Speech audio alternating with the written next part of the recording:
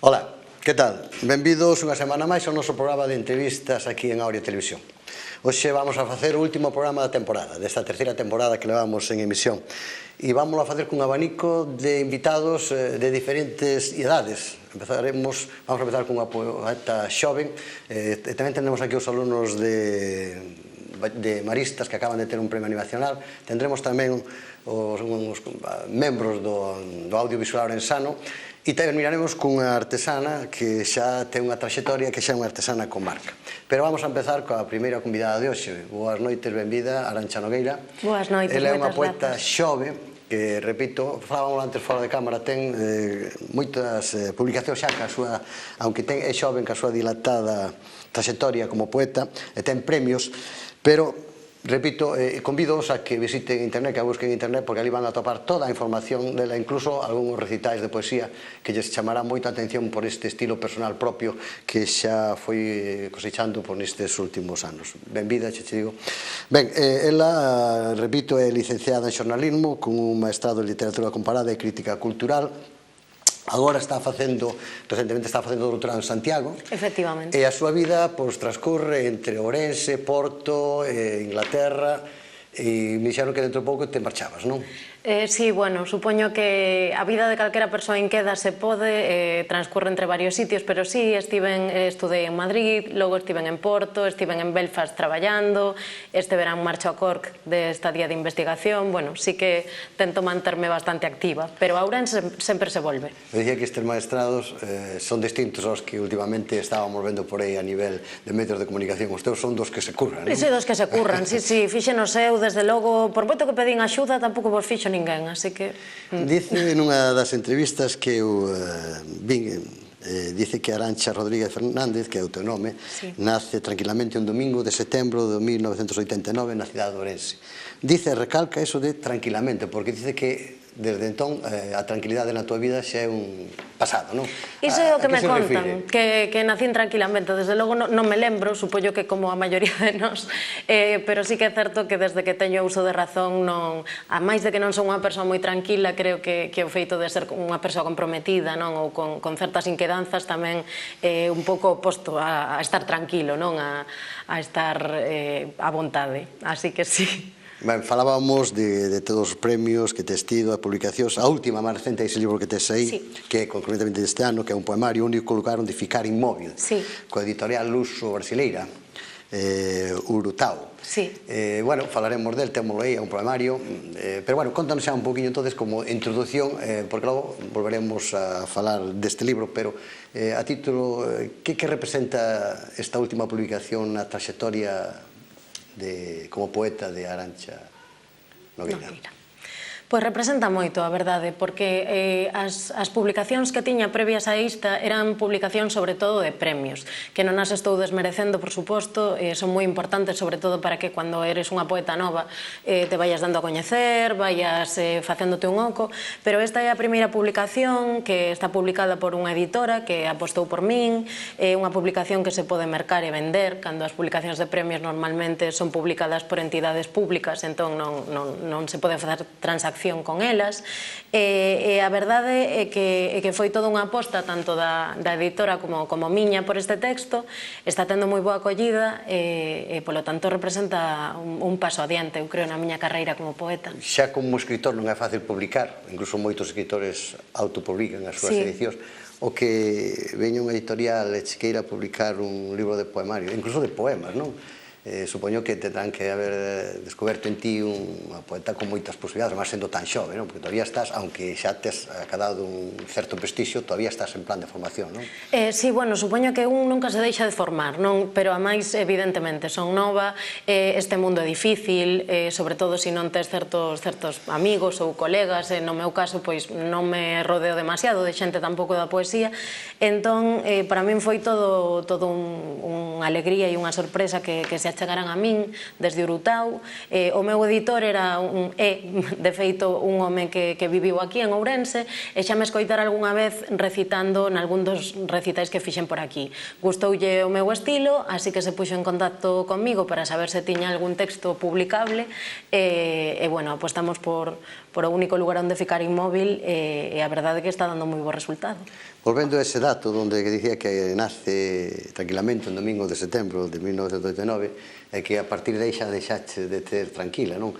Quizá por esa posición social que adoptas, ese compromiso social, pero ese compromiso vais acadando a través da lectura, porque tú te aficionas moi de temprana edade á lectura. Esa lectura, esa incursión no mundo literario de ler moito, te vai facendo tamén tomando posicións, ese coñecemento para tomar posicións, facerte casi activista, non? Para loitar por o social, non? Incluso moi feminista, como sale, como nace eso, como deixas esa tranquilidade e te vas comprometendo? É unha pregunta complicada, non? Porque facer retrospectiva dunha mesma ou de como unha vai sendo como é sempre é complicado, é un pouco psicanalítico, pero, bueno, diría que é unha mistura de, por suposto, a lectura sempre permite chegar a outros sitios, ver desde outros puntos de vista, para min enfatiza tremendamente a empatía, que é algo que falta bastante na sociedade actual, e creo que empatizando tamén con outros puntos de vista se consigue comprometerse con esas cousas. Pero a máis diso, a min sí me gusta considerarme activista, non só case activista, senón activista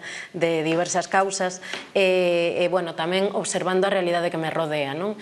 Os libros están ben, os libros axudan a ver outras cousas, pero tamén temos moitas cousas ao noso redor que creo que pregan por acción, non? Por acción pola nosa parte. Así que penso que no momento no que vivimos é imposible non estar comprometido con algo. Ademais, o ser tan xoven e o teu proceso de formación te leva a recorrer todas as cidades que falábamos antes, non? Belfast, Porto, Madrid, que é onde estudiaches. Iso tamén enriquece, ou vas buscando tamén en todos estes lugares parte para formarte, vas buscando fontes de información, fontes de coñecemento. Que te leva? Gustache viaxar? Gustache moverte? Gustache, sí? Encántame viaxar, pero tamén creo que non necesariamente moverse é algo que che faga enriquecer, non? Creo que é unha postura bastante elitista o de dicir que se estás en moitos sitios tes máis cultura ou etcétera, porque a fin quen pode moverse normalmente quen ten cartos. Precisamente por iso que os libros son unha boa maneira de chegar a outros sitios sin necesidade de ter que coller un avión, non?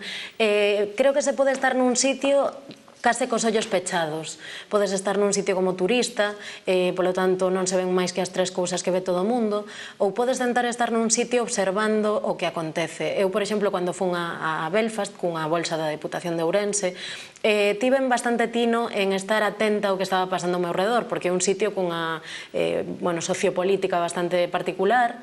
Ali tamén estiven atenta a cales eran os panoramas poéticos, e iso me levou a que, por exemplo, agora estea facendo unha tese de literatura galega e irlandesa. Así que creo que non se trata tanto só de moverse, senón de ter unha visión crítica do que temos a nosa redor. Xa feixo que tes que te apasiona a Irlanda. Sabes que aquí hai un grupo orensano de Rebel que se estrenou. Non sei se coñeces. Fun ver a obra a primeira que houve. Ben, todos temos a idea, na sociedade que vivimos, de que o poeta vive nun mundo irreal. Vive fora da propia realidade, non? E incluso que utiliza a poesía para sacar ese mundo irreal que vive dentro dele, sacarlo ao exterior. Iso é certo?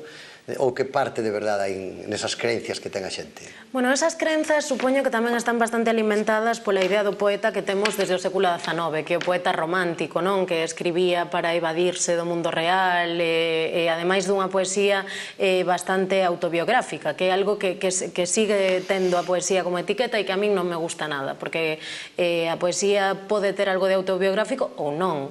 Ao final do que se trata é de que cree un discurso de verdade. Que cree verdade no lector non significa necesariamente que teña que ser verdade para o autor ou a autora, non? E ademais diso, eu creo que a poesía pode ser un arma moi comprometida. Non necesariamente o poeta ou a poeta é alguén que vive fora do mundo, senón unha persoa que pode estar moi metida no mundo e pode ser moi comprometida. Entón, eu animaría a quen nos estea vendo a que rache un pouco con ese estereotipo que tamén creo que lle resta interese á poesía. O poeta, desde o punto de vista do exterior ou do lector, ha de ter, ou suponemos que ten que ter un coñecemento grande da lingua e tamén dos recursos literarios, porque trata de comunicar en poucas palabras ou en poucas expresións moito sentimento, non? Que che dá? Porque tú empezaches coa literatura e na adolescencia fixeches ese cambio á poesía. Pasaches cando tú creías que xa estabas formada para poder escribir poesía ou foi unha necesidade interna a través da poesía para soltar ese todo compromiso que tú tiñas dentro? Eu creo que foi algo inconsciente, sinceramente. De feito, durante un tempo na adolescencia tamén compaxinei escritura de relato con poesía e despois xa me decantei pola poesía porque tamén pensaba que a voz que eu tiña literaria se axeitaba máis a voz poética, non? Tamén creo que me axudaron moito as lecturas de novas poetas galegas como María Lado, Lupe Gómez, que empregan unha linguaxe que é moi cercana a como eu concibo que ten que ser a poesía. Por unha parte ti falabas de que hai que ter dominio da linguaxe, estou de acordo, hai que ler moito para poder escribir ben, pero por outra parte a poesía non ten por que ser necesariamente algo moi elevado ou que non se comprenda, non que sexa moi elitista. Creo que estas novas lecturas que comecei a facer a través a partir da adolescencia, non moito a través do instituto, porque normalmente o que che poñen sempre son lecturas bastante rimbombantes, teño que dicir, espero que empecen a cambiar o currículum, pero me axudaron a decantarme pola poesía, sí. Podemos decir que os primeiros escritos poéticos son os salmos do Antigo Testamento da Biblia? Ou non sabería, poderíamos decir, poderíamos. Ou toma como referencia esas manifestacións de exaltación que facían os escritos do Antigo Testamento? Podría ser, ou hai algo xa, ou queda algo deso na poesía actual? Penso que pode quedar algo diso na poesía actual, igual que non houbo sempre no pasado, non? Quero dicir, a poesía é algo amplísimo, é algo que nace co home, durante moito tempo foi poesía oral, non? Que non estivera escrita non significa que non fose poesía, e era poesía popular, é dicir, os primeiros poemas que se recollen de todas as civilizacións son poesía popular, que despois, nunca mellor dito, popularizase, que a poesía é algo, pois iso, moi épico, moi con este ton de salmo, pois tampouco creo que sexa porque toda a poesía sempre fora así. Obviamente agora hai unha multiplicidade de voces na poesía actual, tanto galega como no resto do mundo. Penso que o feito da existencia de internet ou das redes tamén axuda a que cada vez máis xente se poida dar a coñecer, poida ter espazos onde escribir, e polo tanto hai múltiples tipos de poesía. Eu non me encuadro nesta da que estás falando, pero existe, sí. A poesía e a literatura o que ollase a música? Cando falamos que ambos son para entendidos, hai xente que leu algunha poesía e dice que é complicada, que hai que entenderla, A min non me gustan esas comparacións, porque non me gustan, porque a pesar... Pero é para desmitificar a xente, os oyentes, os telespectadores que están vendo, para que tomen... Sí, entendo, pero a pesar de todo, eu son unha grande amante do jazz, pero tamén de outros estilos, non? Precisamente falo moi a miúdo co meu compañeiro que eu escoito moitos tipos de música, desde música clásica ata reggaetón e cumbia feminista, porque me gusta. Entón, tampouco creo que haxa que facer esta diferenciación necesariamente entre o que é moi elevado e o que é como máis popular. É certo que a poesía tal vez require do lector ou da lectora unha maior implicación.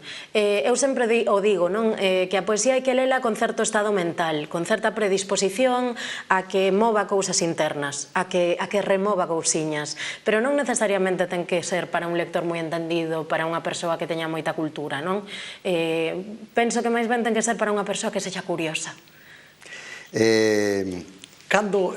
Como empezas un poema e como rematas? Cando te sentas a escribir? Bueno, aunque estás viajando, eu tamén lín que decía que parte da tua inspiración estaba na propia terra, en Ourense, non? Que te inspirabas moito. Como Arantxa Nogueira empeza un poema e cando dá por rematado? O de dar por rematado é unha cuestión complicada, porque eu creo que ata que non está así en papel non se dá por rematado. Sempre volves a él, sempre estás cambiándolle algunha cousiña, póndolle unha coma, non sei. Como empeza? Normalmente no meu caso empeza cunha sensación, é unha especie de pulsión, de necesito escribir sobre isto. Ás veces ven en forma de imaxe, outras veces incluso en forma dunha frase, e a partir desa frase vou construindo o que será o esquelete do poema futuro. Bueno, despois aí sí que entra un pouco o proceso de casi de arquitectura do poema, aí sí que entra o coñecemento da linguaxe, non? Pero comeza cunha sensación que non creo que se perda ao longo de todo o poema. É así como eu escribo. Aquí estaba María Mendoza, que é unha gran pianista, compositora, estaba presentando o disco e dice que empezou a tocar unha das obras e que non daba rematado. Dice, seguía e non daba rematado. Teche pasado a ti en algún momento que estés escribindo un poema e que te leve a seguir escribindo, que non des terminado o que diga, tiña que terminar, pero non dou, e sigo, sí? Totalmente, tenme pasado moitísimo. De feito, últimamente ata teño que cortarme cando me acontecen estas cousas, porque facendo a tese teño que ter un horario bastante ríxido, e se fose por iso quedaríame moitas horas pola noite escribindo, sin parar de escribir, dándolle voltas ás cousas. Penso que é normal que pase iso e, de feito, desexable, non? Ao final é ter inspiración. Este é o libro que acabas de publicar. Fálanos un poquinho de onde se pode atopar e para que a xente te coñeza, poda comprar o libro e se pode ir aficionando á poesía, lóxicamente, non? Fálanos del, onde se atopa e onde o podemos comprar. Pois vou comezar polo final. O día 22 de xuño, que é venres, imos facer na cervexería O Moucho ás 7 da tarde unha presentación aquí en Ourense, e eu animo as persoas que nos están vendo a que veñan, porque penso que vai ser algo moi especial. Vai vir o meu editor, vai estar a poeta ourensa Rochi Nóvoa, que vou ter o gusto de que poida presentar o libro, e ademais vou estar eu cunha compañeira que é cantautora, Sani, e imos facer un recital musicado que creo que pode ser moi interesante. Aí se poderá conseguir o libro, pero alén de aí... Repetimos, o día 22? O día 22 de xuño ás 7 na cervexería O Moucho, que está na Rúa Concordia.